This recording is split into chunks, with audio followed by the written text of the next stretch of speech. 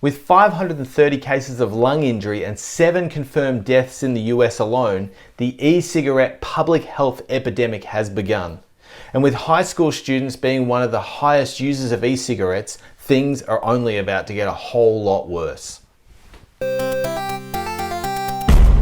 E-cigarettes, vaping, or juuling, whatever you want to call it, are battery-powered devices that heat liquid so it becomes a mist and can be inhaled. The liquids commonly contain nicotine, but they also sometimes contain THC, CBD, and hash oils, known as dabs, which are all made from cannabis. E-cigarettes generally contain fewer toxic chemicals than regular cigarettes, but don't be fooled, they are definitely not harmless, and the evidence is starting to show this. Users are exposed to ultrafine particles, heavy metals, toxic chemicals, and unknown substances that often aren't listed on the packaging. The heating coils in e-cigarette devices, which is used to heat up the liquid, can often release manganese or zinc into the mist, which is toxic when inhaled. Now check out these concerning statistics. Between 2017 and 2018, e-cigarette use by high school students almost doubled, with over 20% reporting that they use e-cigarettes. In contrast, only 3% of adults reported using e-cigarettes. Along with this, a new article in the Peak Medical Research Journal, the New England Journal of Medicine,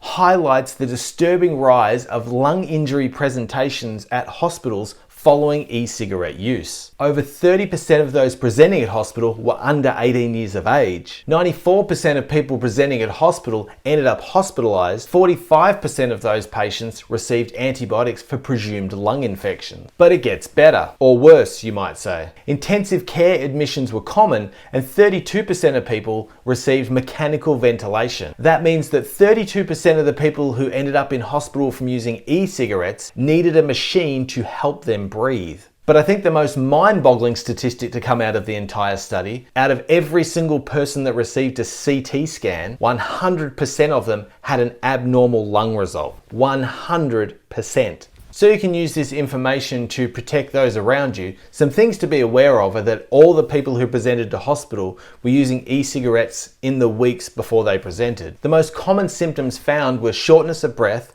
coughing, and chest pain, but many others were suffering nausea, vomiting, diarrhea, and abdominal pain. The scariest part is that researchers and medical experts still have no idea what exactly is causing the lung injuries. As a result, many countries and large retailers are beginning to ban e-cigarettes, including countries such as India that actually has over 266 million regular cigarette smokers. With so many high school aged children using e-cigarettes, it's important that we act now, as the future health of our young adults is at risk of getting a lot worse on an epidemic scale. All the articles in the description.